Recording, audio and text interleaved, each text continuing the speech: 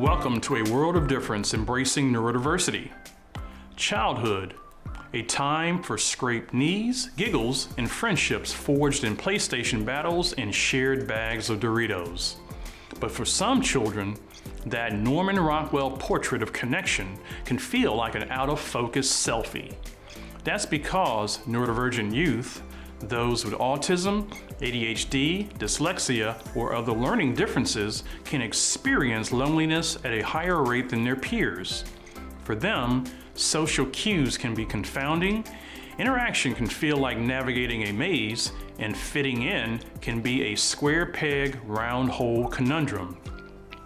While loneliness isn't an inherent part of neurodivergence, it can prove a formidable foe. And for kids who learn differently, it can present unique challenges. Yet, the good news is that parents and caregivers can become the architects of connection by employing practical strategies for building social bridges, fostering understanding, and creating a world where their child feels seen, valued, and deeply connected. In this episode, we meet a Massachusetts teenager whose parents are working to keep their autistic son ahead of the loneliness curve. Next, our panel of national experts shares strategies to help parents and caregivers help children who learn differently bridge the chasm of loneliness.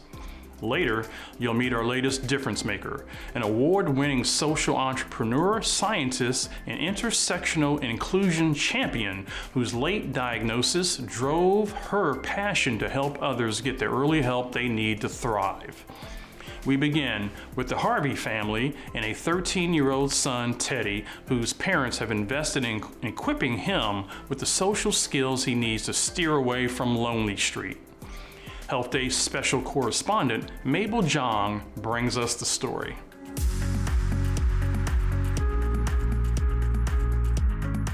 Making friends. It's an important part of childhood, but for neurodivergent children, forming social connections is often a struggle, one that can lead to loneliness and isolation.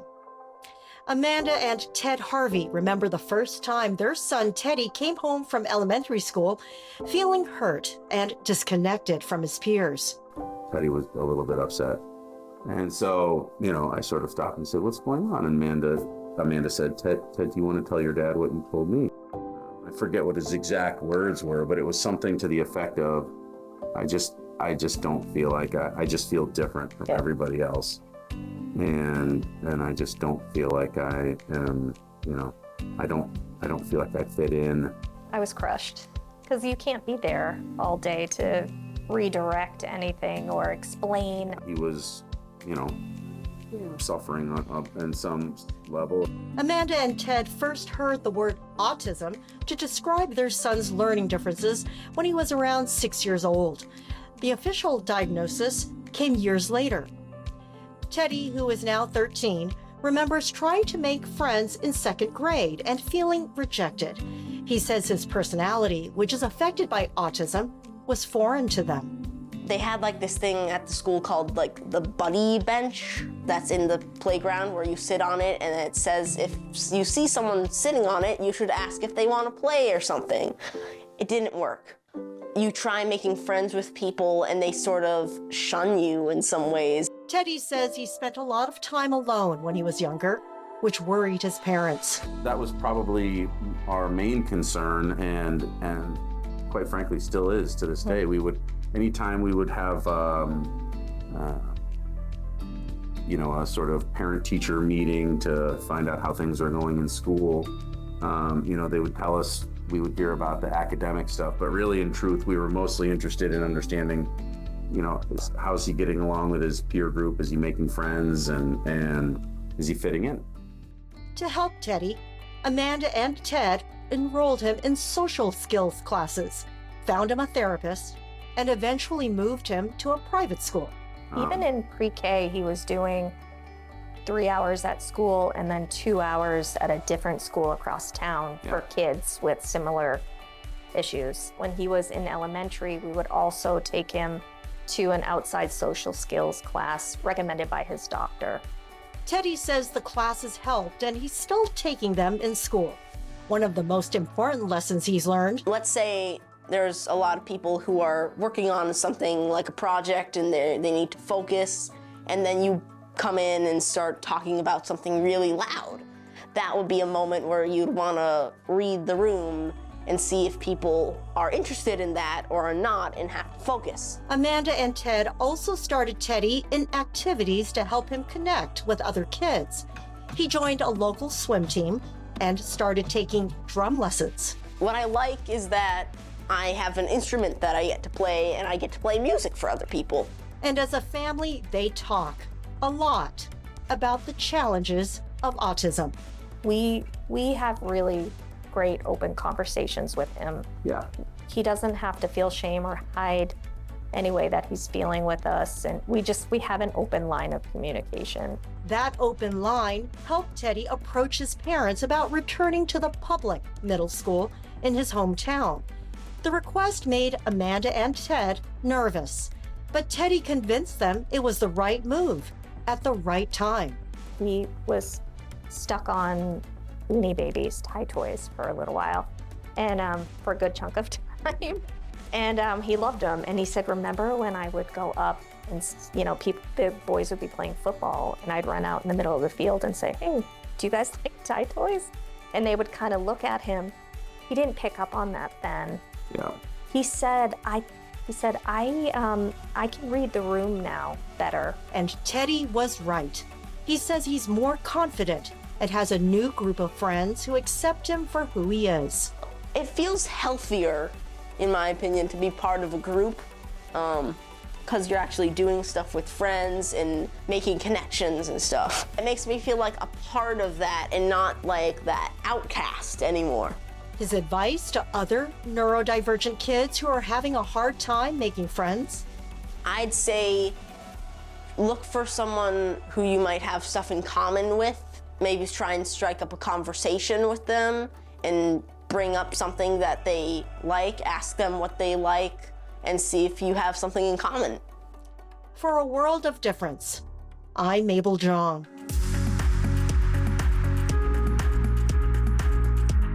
Thanks, Mabel. Next, our experts dig into strategies for helping children with learning and attention issues build bridges, one connection at a time.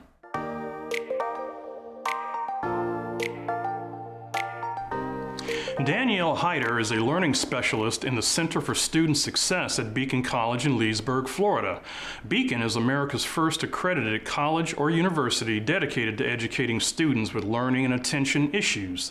Hyder is also a certified rehabilitation counselor who served as a vocational rehabilitation counselor with the Florida Division of Vocational Rehabilitation.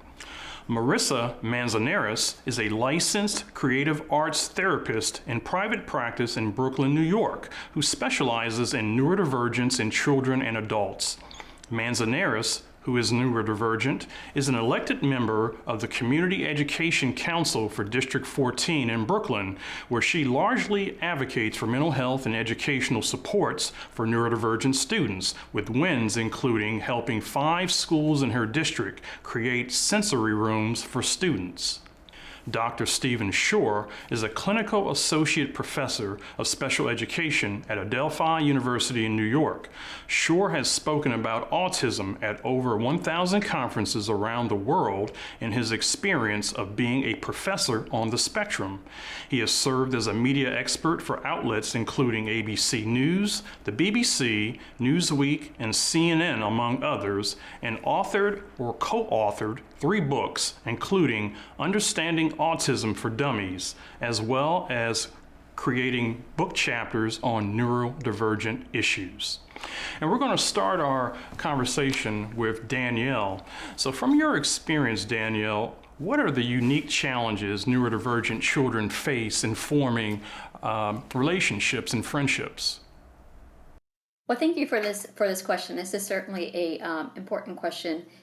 So it's important to recognize that everyone, including children who are neurodivergent, we're meant to live in community and have social networks. So, however, depending upon the diagnosis, some neurodivergent children might have difficulties in understanding social cues and boundaries.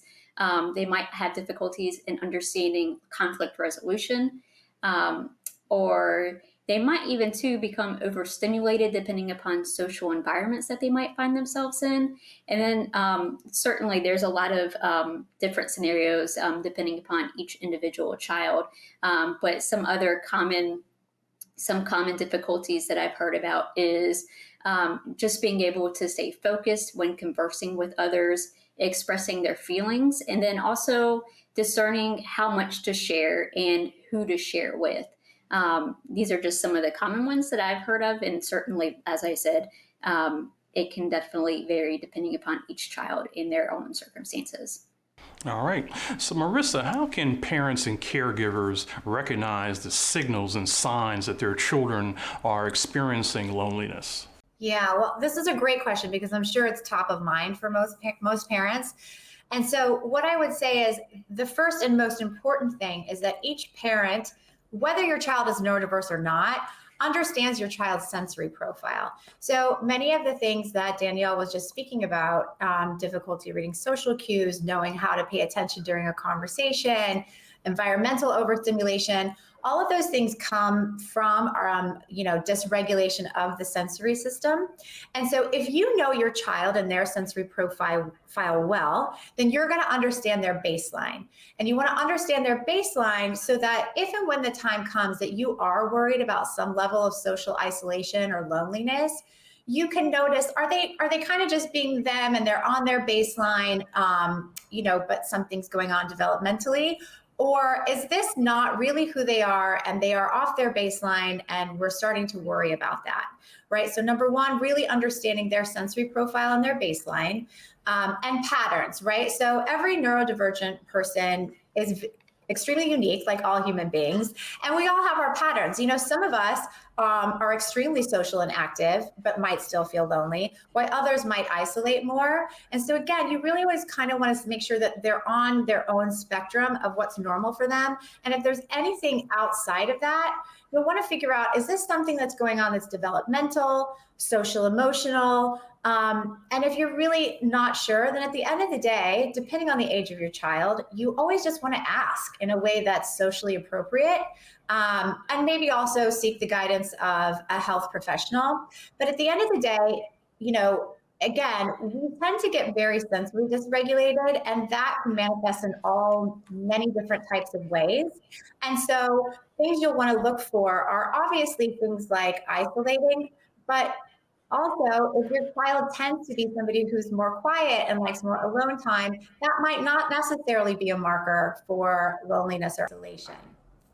So, Dr. Shore, we know that neurodivergence comes with many different diagnoses, and I'm wondering whether there are distinct aspects of loneliness that impacts children who have a diagnosis of ADHD versus autism versus dyslexia, etc.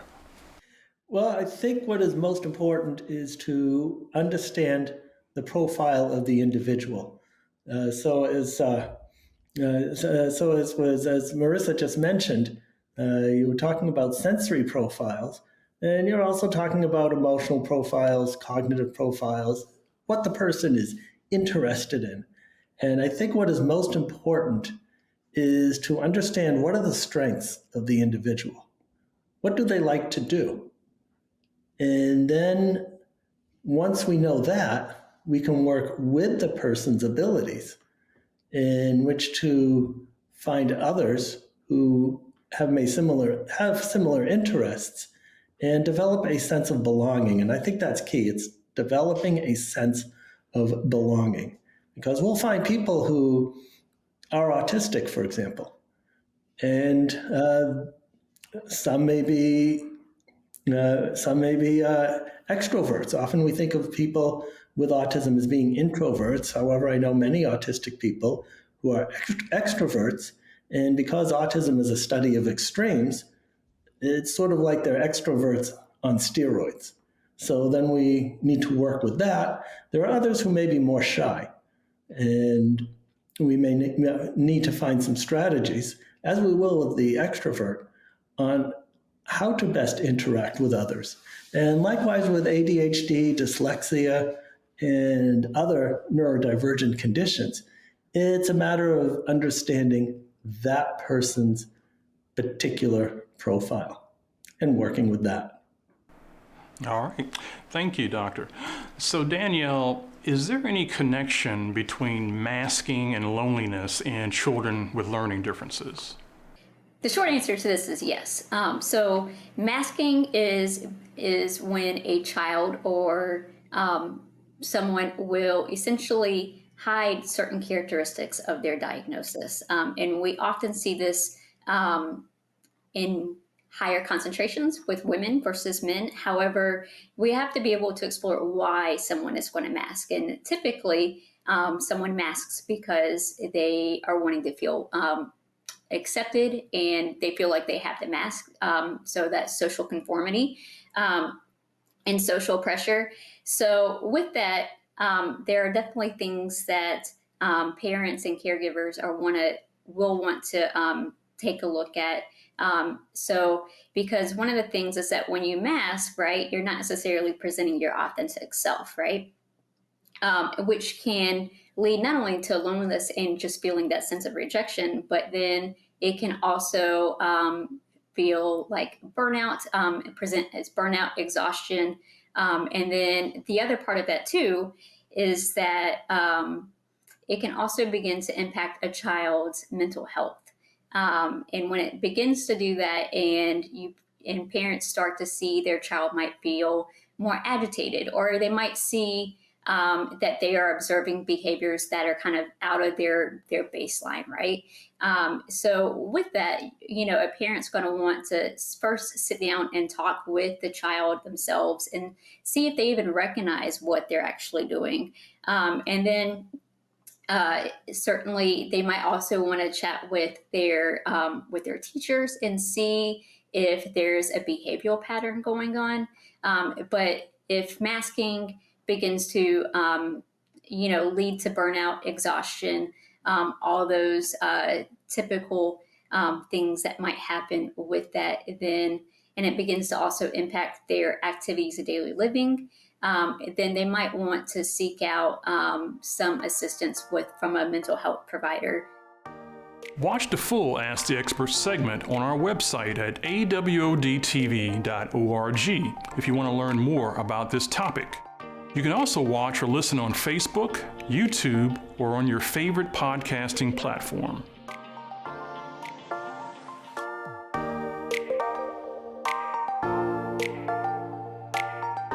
Next, let's meet our latest difference maker. Samantha Hughes' childhood in Malaysia was a blast. She was a live wire, buzzing with energy, always on the move, whether it was tearing around outside at school or diving into sports. But then came secondary school, and things took a turn. Suddenly, her usual outlets for all that boundless energy were limited. Her grades went south, and she became withdrawn. Fast forward a couple of decades, and Dr. Hugh, at age 40, got schooled. Turns out her childhood Energizer Bunny mode and the tendency to feel overwhelmed had a name: ADHD. And Hugh hasn't sat on this revelation. She launched the London-based ADHD Girls, a platform that flips the script on the labels given to neurodivergent folks. Her mission? Helping girls see themselves beyond the diagnosis. Not that she stopped there. Hugh has shared her insights in master classes and advised big shots like Meta, SAP, and more. She even orchestrated the first ADHD Best Practice at Work conference, bringing neurodivergence and the corporate world together in the same conversation. Correspondent Louisa Ardelia brings us this story from across the pond.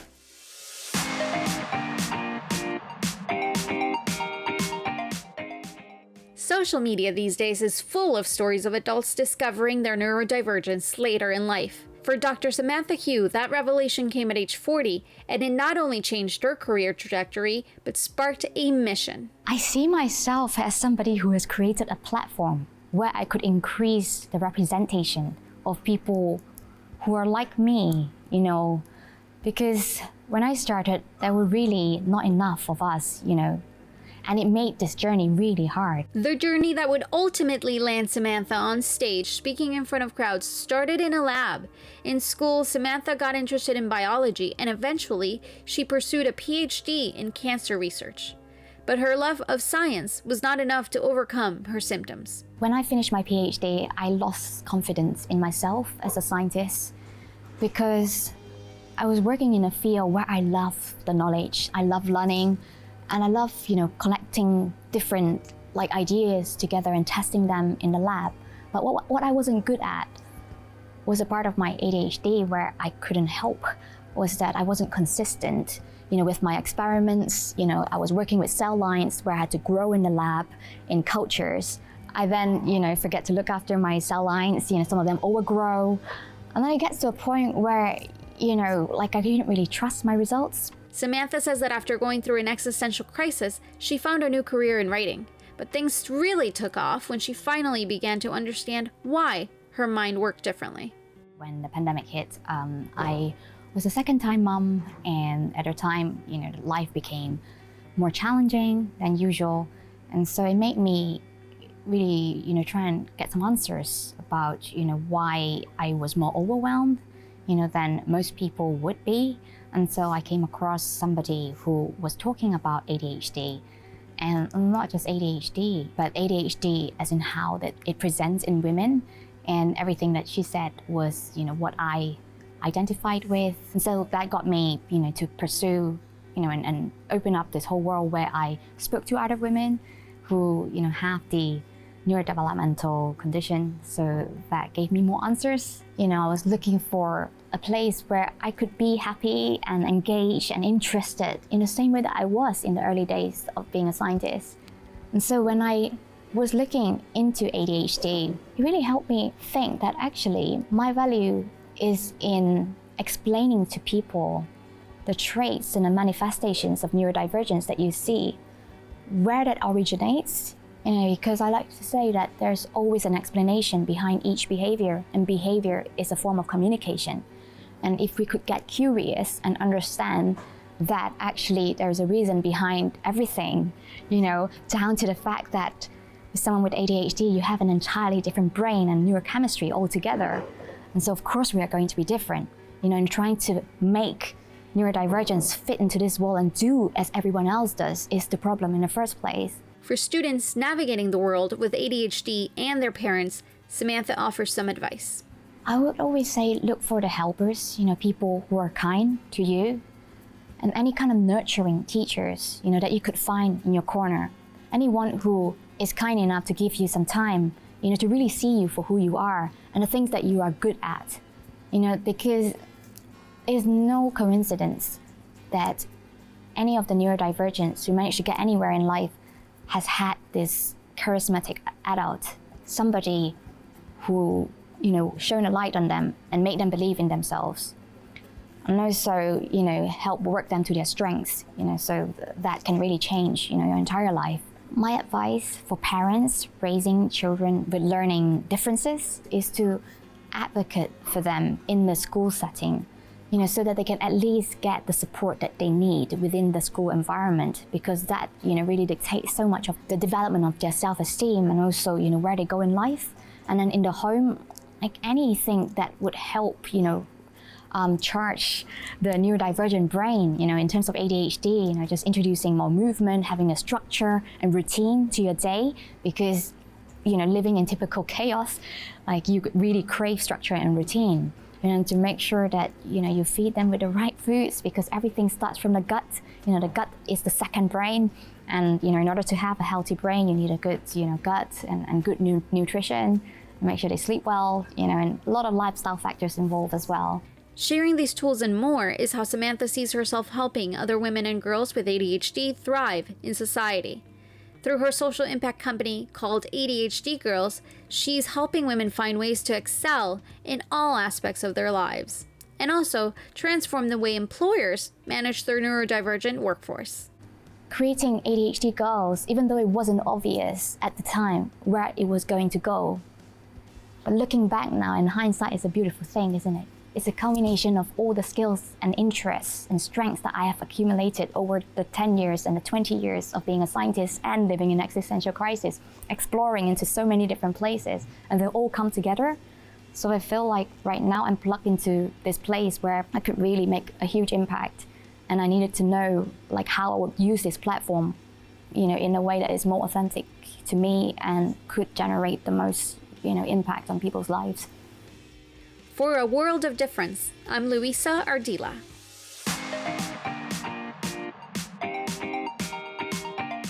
Thanks, Luisa, and congratulations, Samantha Hughes, for making a difference.